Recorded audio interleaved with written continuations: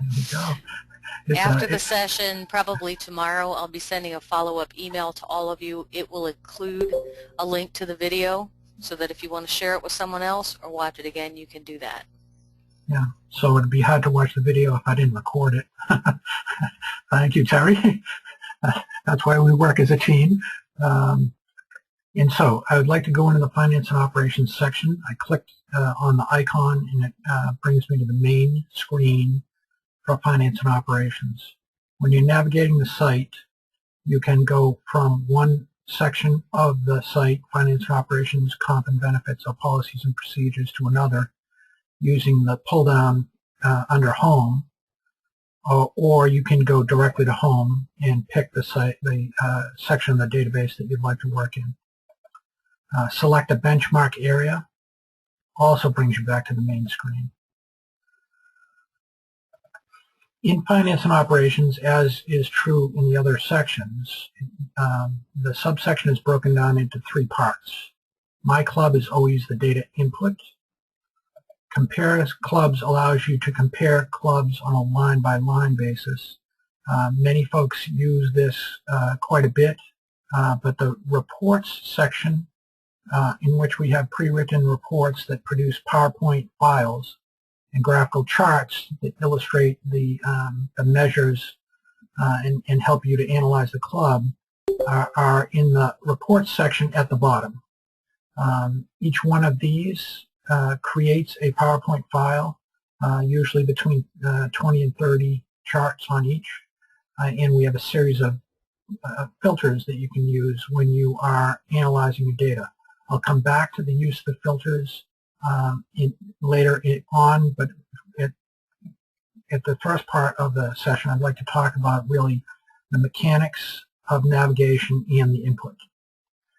So, in the Finance and Operations section, depending on whether your club is a golf club or not, or if it's a city athletic club, the screen will vary. The clubs that are city athletic clubs won't see the golf-related kind of questions, but this really shows you all of the sections that we capture data about your club industry. The main section is, or the overview, is the club financial summary. Each section usually has multiple tabs. There's one related to finance for each of them, and then there are others that relate to operational data. So just a couple of comments about the process of the data entry, especially from members. One of the services that we provide for member clubs is the input of the financial information.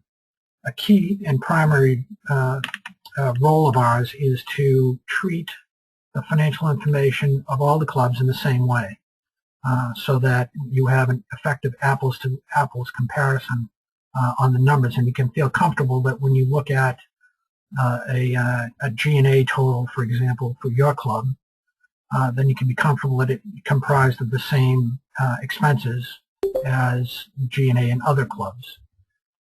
The result of that process is that very often the totals you see for any one of the departments are different from your internal P&Ls. And I was just talking about this to somebody earlier in the day. Private clubs have an awesome array of reporting. The variety of expenses and income that clubs have is very interesting. We have the privilege of having done over 1,000 clubs' financial input. So we see a lot of variation in the way people call expenses and revenues and the way they treat them. I think that it may relate to the variety of directors and successive presidents in some cases, or successive treasurers, but very often the financials at the clubs kind of grow in a direction on their own. Again, our role is to take a look at everybody's numbers and to treat them the same way so that you can be confident comparing. That process starts with you folks sending us your trial balance. Many of you have, I think most of you have, and we code it to the data points. After we do that, we actually copy the numbers into the site, and that saves about half the input time for you. There are other data items that we rely on you folks to input, and I'm in the club and financial summary right now. The club summary is pretty well set, a one and done kind of thing. And so the first time you go in and you answer these questions and do submit, those stay the same from year to year unless you change them.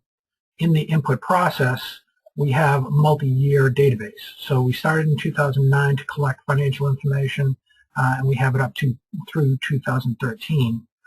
We'll be opening the 2014 year in a few weeks because the year we treat each year as July 1st through June 30. So all the data in 2013 is for clubs whose year end was July 1st, 2013 through June 30, 2014. And so, of course, we'll be opening 2014 shortly. The point is that the financial information is for successive years and much of the operational information, but there is some information that stays the same as is the point in that club summary here. If we look at the uniform income statement, the data input is very consistent through the site. When you make a change to a number in the database, the background changes from white to light green. And what this indicates is that the number has been changed on the page, but it has not been changed in the database. It's not until you click submit or submit and next that number is saved to the database. So I highly encourage you to click submit often. If you go off the page without clicking submit, you lose the input. And also, the other point I want to make is that this is a live database. So as soon as you make a change on the page and click submit, it is changed in the database. The benefit of that is that with a minimal amount of input, we can do very effective analysis of your club. And very often, in the first stages, we load the financial information and do a GoToMeeting and take a look at some of the reports, and there's quite a bit of information to look at immediately with just the financials and a nominal amount of operating data. The more complete the operating data is, the more complete the analysis will be. So I highly encourage you to take a look at your data, go through each of the sections and look in the operational tab, and some have two tabs worth of operational data, but go right ahead and update information on each of these. Again, if something doesn't apply, please don't fill it out. One of the kind of the quick shortcuts that we have is copy prior year data. So after you have completed your data the first year, you go into the second year input. You can click copy prior year data, and you'll get a message above at the top that will tell you if it found answers in the prior year and whether you've already answered them this year. In this case, all the answers it found in the prior year database were already input here, so there's no change. But this can be a very quick way to update your operational data in successive years. Just very quickly, in the finance and operations, we have two tabs, one including price lists. We call it the market basket, so they can compare your pricing against other clubs. And likewise, throughout the departments, there are key operational data that we ask for that will allow you to compare with other clubs, and also to analyze efficiencies at the club. So, for example, use full-time equivalent employees in many of the departments in the database, so that we can look at full-time equivalent employees per 18 holes and total cost, salary and wages cost per maintenance employee, full-time equivalent employee, and measures such as that. I would suggest that that you take the time and carefully go through these operational tabs and fill out the information on each of them. If you have any questions when you're filling them out, please don't hesitate to call. We also have some worksheets that you can use under the support and Get Started Now. In the bottom of the page on Get Started Now, we have worksheets that you can download that you can use to gather the operational data. Some folks forward these spreadsheets to the respective department heads. So, for example, the superintendent very often knows better how many square feet of greens there are or millions of gallons of water we use on the course than maybe somebody in the office. It also speeds first the input of the operational data and then the updates from year to year. After the input is done, we have a function for compare clubs where you can compare on a line-by-line basis, and we also have reports. The reports allow you to take a look at the club and look at ratios and comparisons against various slices of the industry. And I clicked on the available cash report to take a very quick look at it. And I'll come back to the filters in just a second. But when we click on any one of the reports, it just takes a few minutes to create the report. The cover sheet is editable. The data lines are not editable. And very quickly, what you'll find when you run the report is that the numbers are charted on percentiles, median being half of the clubs fall below the value at the median and half above. And obviously these are quartiles, 25% in each quartile.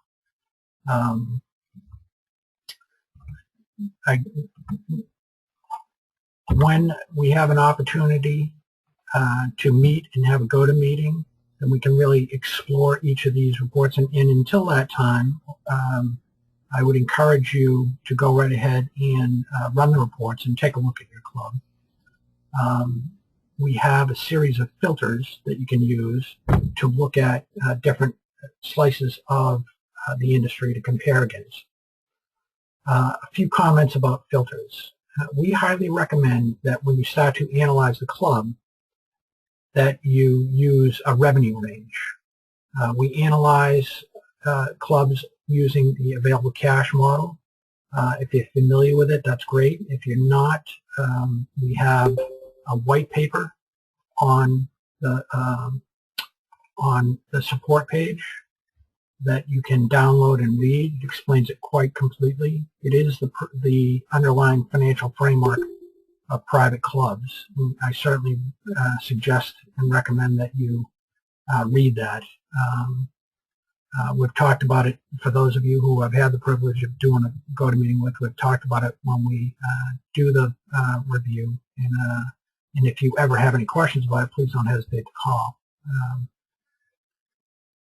So when you do run reports, we highly recommend that you start with a revenue range that's about the size of your club, and then I usually use clubs with golf or not to separate that part of the industry that doesn't have a golf course from that does. There are some differences in those clubs, obviously, but the point is to filter as lightly as possible when you first take a look at the club, because that gives you a strategic look at the club. Every data point in the database can be a filter.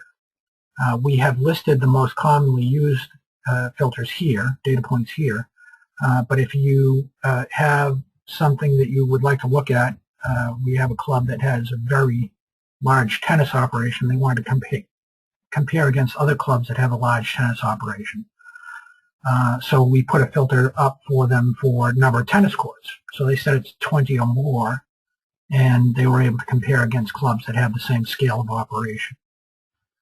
So please, when you're using the tool, if there is a way that you'd like to look at the club and you don't see the filter available, ask us and we can set it up for your use.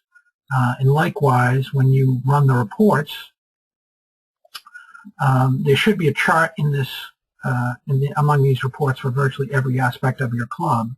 But if there's something that you want to look at the club that's not addressed by them, please go right ahead and get in touch with us. We can write a report, and we can usually turn it around within a day. I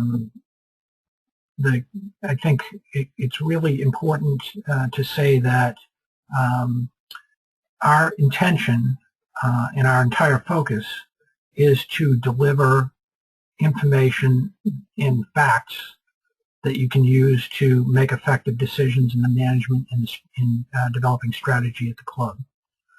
We are constantly evolving the tool, and we really rely on input from you folks as you use it to add functionality and add analytic ability to it. So please don't hesitate to contact us if you have a suggestion or you have an idea or you have a question.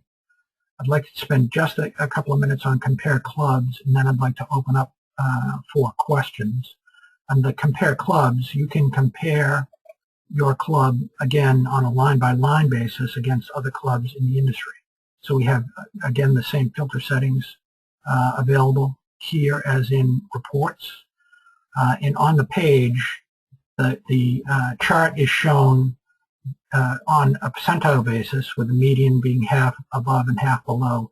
And we cut the chart off at the 25th and 75th percentile on the page, and we show your company data in blue on the top with a percentile.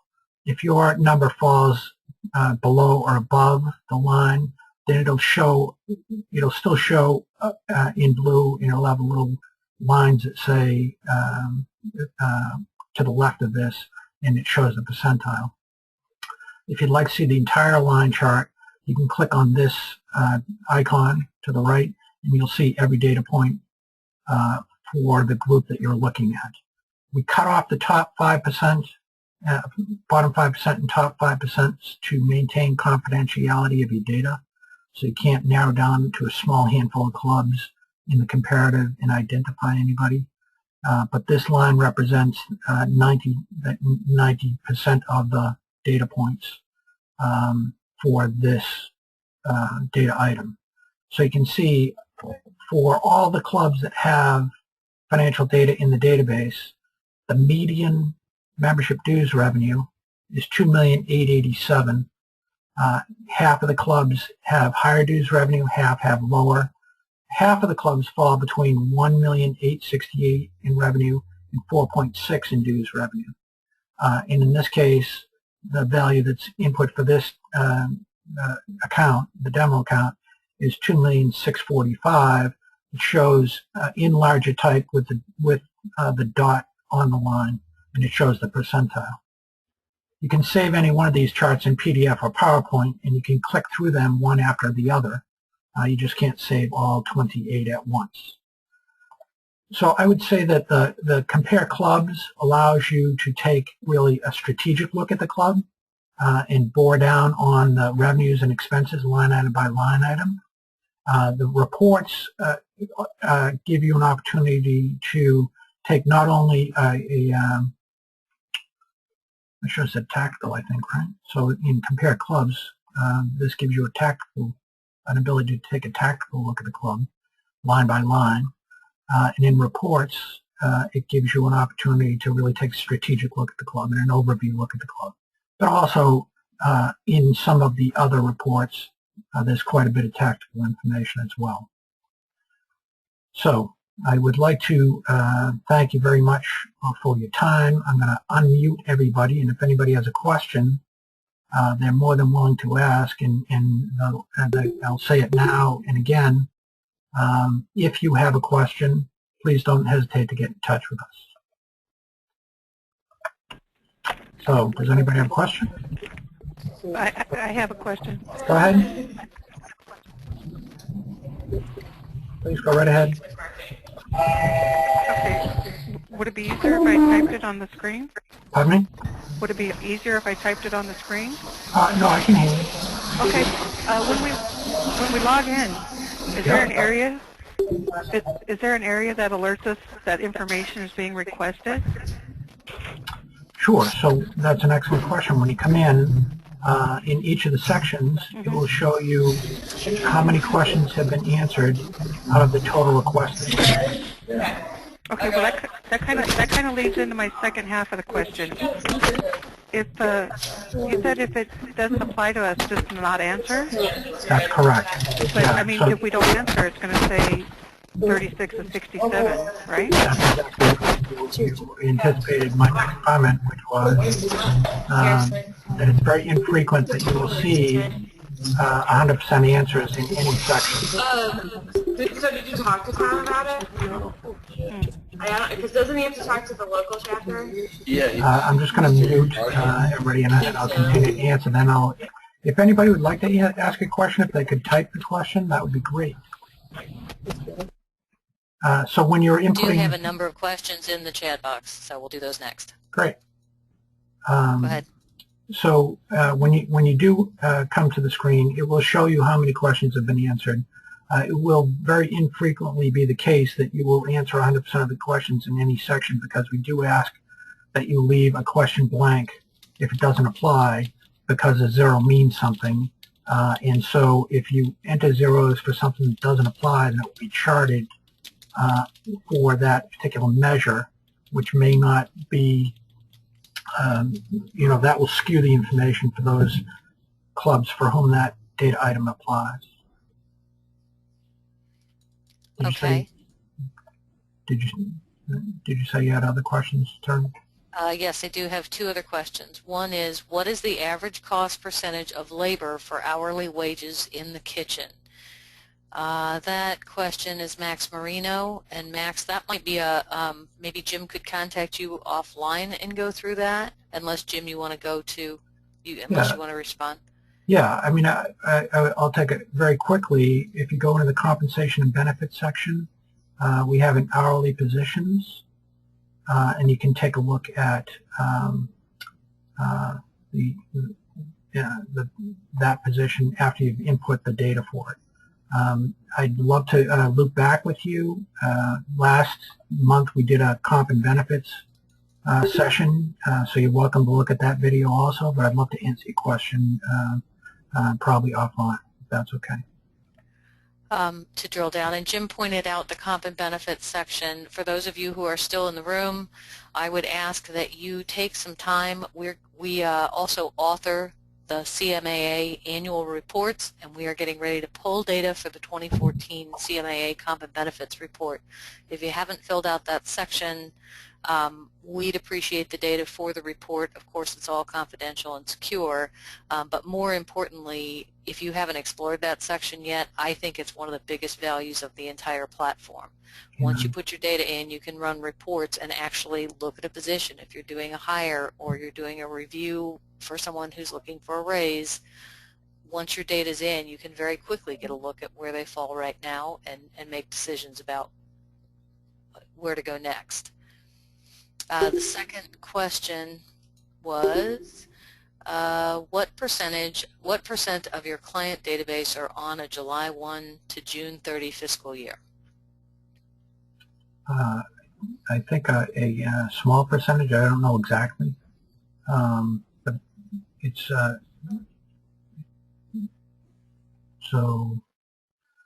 I don't know, and I'd have to look that up.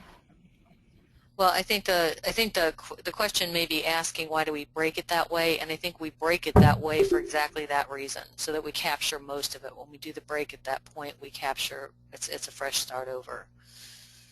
Jim, would you say the majority are what, December 31st? Yeah, I would say about something like 40 or 45% of the clubs are December 31st. And then it's almost an even split between September 30 and March 31st. And then there's a handful that are June 30. So we try to recognize that not everybody is a December 31st year end, and capture the data in a way that that makes sense for comparative purposes. Right. Jim makes also another key point. The best way to use the platform is to make it part of your year-end closing process. So when your fiscal year ends and you're going through to do your closing, it's a great time to update your operational data. All the numbers are right there.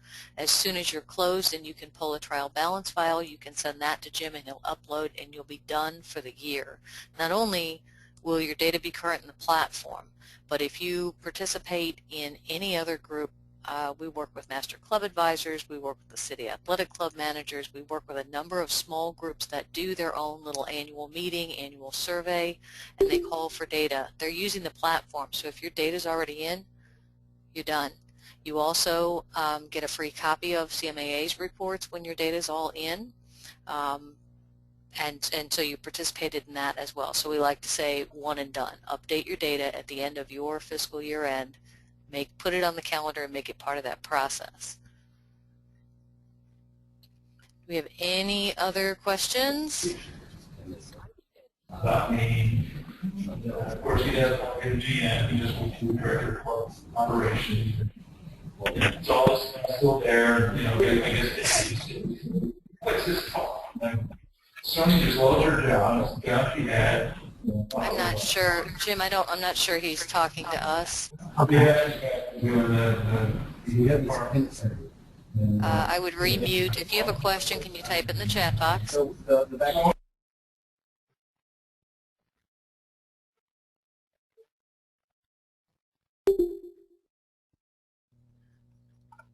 Okay, I'm not seeing any other questions come in. So with that, we thank you very much for your time today. I'll be following up with an email with some contact information, some links, some extra materials that are helpful, and a copy of the video. Thanks for joining us. Thank you so much. Bye.